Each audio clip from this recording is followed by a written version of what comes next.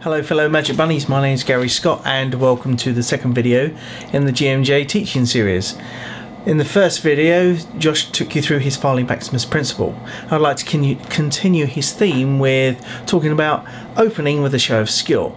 Obviously this will be based on a classical magician point of view rather than a comedy magician because our styles differ so much. But I will tell you this, you may see me look down and turn pages and things, it's because I've got a lot of notes. First of all, with the magic of video editing, we can do this.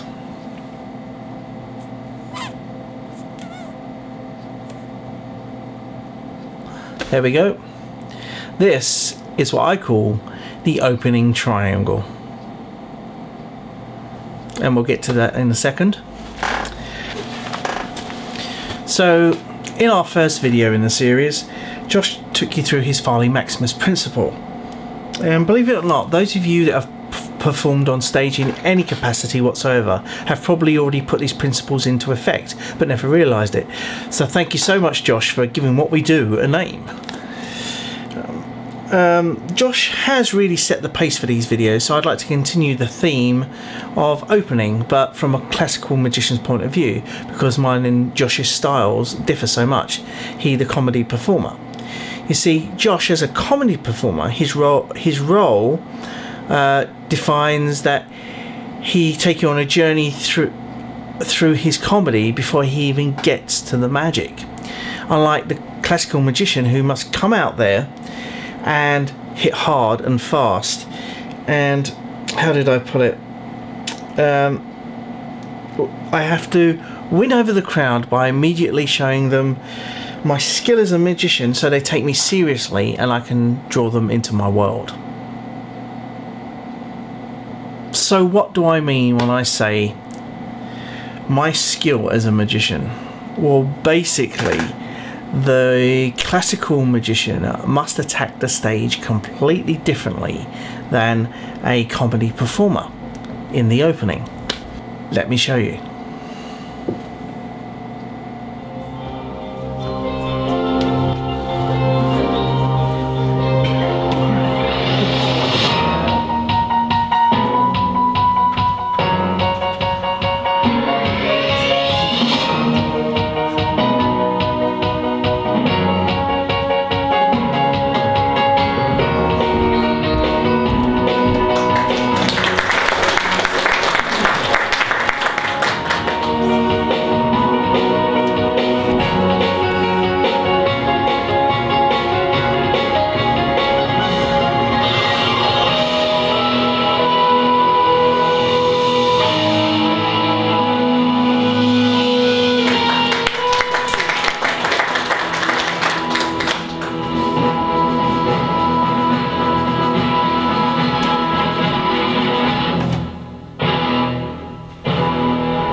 Okay, so why did I do what I did? Well, first and foremost, the audience knows I'm a classical magician. How do they know? This all begins before showtime, this all begins before tickets are sold, this is all to do with advertising and promotion. I need to prove to them that I can do what I've advertised myself to be. So, what I do is, I come out onto the stage, I nod politely, and I start a fire. It grabs their attention. And then I change the flaming torch into a rose. It defies their expectations. And that's something else Josh mentioned in his first video. But as two different performers, we arrive at the same conclusion at different times. I continue with my opening with a routine manipulation, and hopefully a routine that I've put together that the audience will enjoy. You must be as smooth as possible in your execution. Technical skills are very important here. Sloppy handling and badly structured routines are pretty much death for the classical performer. The audience will lose faith in you, and that's something the classical magician must avoid. If you perform without a comedy persona, the hardest part of showing people that magic is worth their time is getting over the legitimacy of your skill. So what do I mean by the word skill? Well, there are so many skills that you require when you're up there on the stage that really they need to be discussed as individual components. Now, I'm sure that some, perhaps most, may or may not be discussed in this series. We just haven't got there yet. But the word skill in this context means your show of magic, the actual illusion. If you're a magician, you must fool them in order to entertain them. Now, that doesn't mean trick them in a derogatory manner. It just means fool their brain into believing what they've seen is real magic. Now, we all know that people in the 21st century really don't believe in magic anymore. It's not real. They all know it's an illusion. But as a magician on stage, at a paid show to see magic, you are at the ultimate advantage, because the audience is already on your side. They're there to see what you've got to show. This is a lot different than a magician being part of a variety program where the adversarial role is already in play. And for more on adversarial role, please see Josh's first video. So after my opening, my show of skill, the audience is expecting a continuous stream of magic, so I changed the pace. I talk to them. I just simply talk to them. We'll call it personal introduction. I introduce who I am, give them a little gag, and within this sequence, I managed to get them to applause on cue. Let's take a look.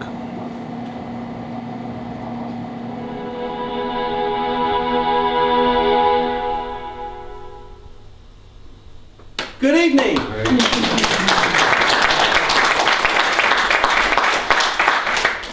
My name's Gary Scott and welcome to Wonderland here at the Playhouse. As I've travelled around the world performing magic, I've discovered that different audiences have different methods for applause. I went to Belgium one time and they showed me something called the magic clap. Now, I want to teach you all this, but before I do, I'm going to teach you 2 non-magic clap methods just for a bit of fun. So if everybody takes their left hand like this, turns it palm down. 2 fingers of your right hand like this, and do this. This is known as the fashion show clap, the fashion show. Definitely not a magic clap. If everybody takes their left hand, palm up like this, 2 fingers of your right hand like this, and do this. This is known as the PGA Tour clap, PGA Tour. Definitely not a magic clap. But if everybody takes their left hand like this, right hand like this, and does this. Woo! Now that's a magic clap. So when do we use the magic clap? As often as possible. So in this sequence, I'm revealing more to the audience about who I am. They know I'm fun, they know I love magic, they know I'm really serious about it, and they know that if they participate in applause, the show will be amazing because of them. Not me, them. So now I've done my personal introduction, what do? Well, I interact with the audience. I go from the stranger doing amazing things to their buddy who's there to show them a good time. Bank Night is a great effect, and my version is based on Max Maven's Gold Mine. It's really, really good because nobody loses, everybody wins. And it drives home that even if I'm off the stage, amazing things can, will, and still happen. I even give away what I have in my envelope at the end. Let's take a look. Now, we don't really know each other, and I thought the best way to break the ice between people is to perhaps play a little game. And this little game will involve a few of you in the front row and these 4 envelopes. And to do this, I'm going to come down here to you. So I've had these envelopes strategically marked. Envelope number 1, envelope number 2, envelope number 3, and envelope number 4. Now, some of you are going to get an opportunity to select one of these envelopes on this understanding that inside these envelopes is something that belongs to you. Don't worry, no need to check your wallet or your purse. It's not that kind of something. But it will be something that is uniquely yours. And your name is? Andrew. Andrew, would you kindly select envelope number 1, 2, 3 or 4? 3, please. You sure? Yeah. Number 3 for you, Andrew. Thank you very much. Don't open it just yet. We'll all open them together in a second. And your name is? Liam. Liam, would you kindly choose number 1, 2 or 4? 2, please. Are you sure? Yeah.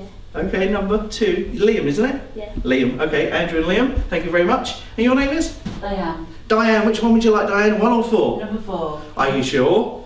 Yeah. Okay, cool. Number 4 for Diane. Thank you. So will the envelope selectees please stand up where you are? Turn around, face your eye in public. Please, a big magic clap for our envelope selectees.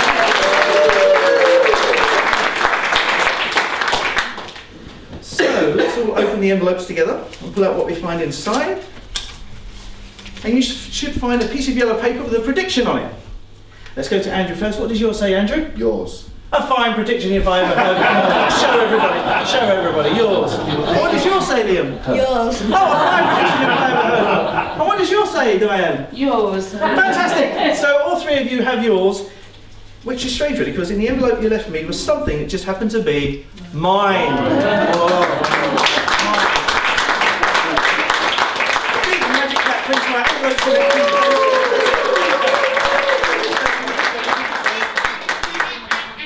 And what's your name? Okay, Daisy, that's yours. You can say, it's mine, it's mine. I keep the mystery of what's going to happen next by having the gold mine envelopes in a small box, a treasure chest, if you will. It makes them special. It garners interest by saying to the audience, what do I have here?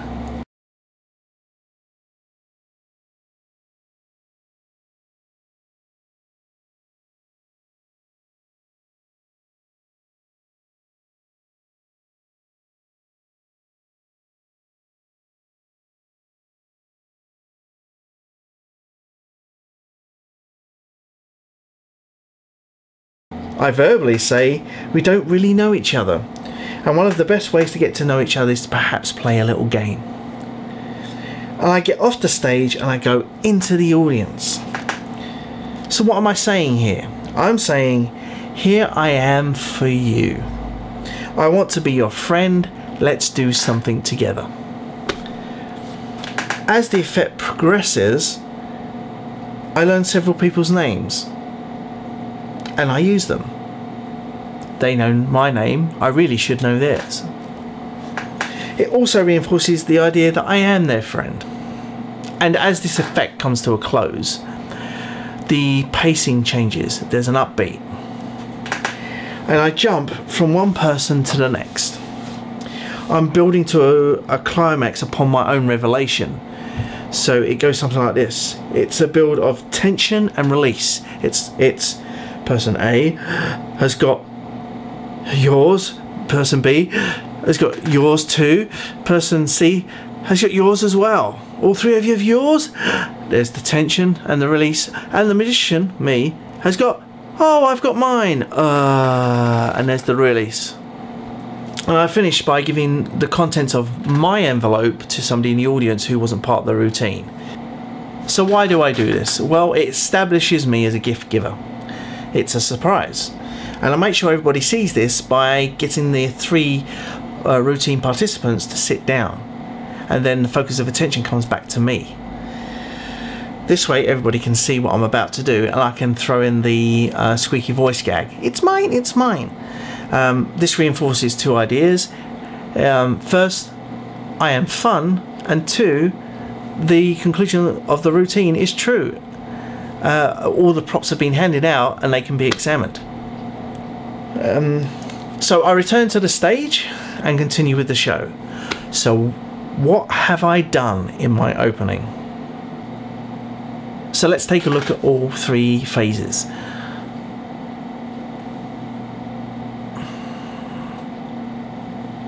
There we go. So we could, if you wish, and I've wrote a note here, we could, if you wish, call it the Stage or Parlour Farley Maximus Triangle Opening.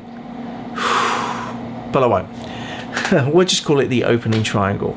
And so let's have a look at what makes up the 3 sides of this triangle. The first is the show of skill, and this shows the legitimacy of you as a magician.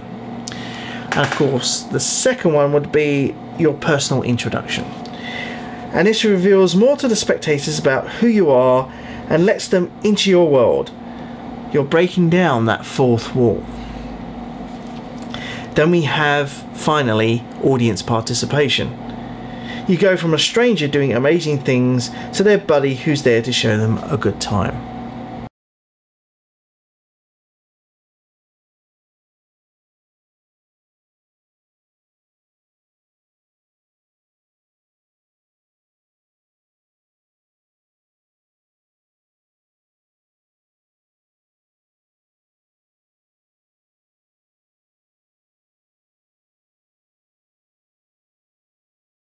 So the three sides of the opening triangle are complete. Hopefully this gives you a small insight into not how I construct my opening, but why. And this is very important, why you do something. So for more videos featuring extremely beardy nerd with glasses, continue watching the GMJ teaching series here on Magic Bunny, right here in the library. See you on the boards.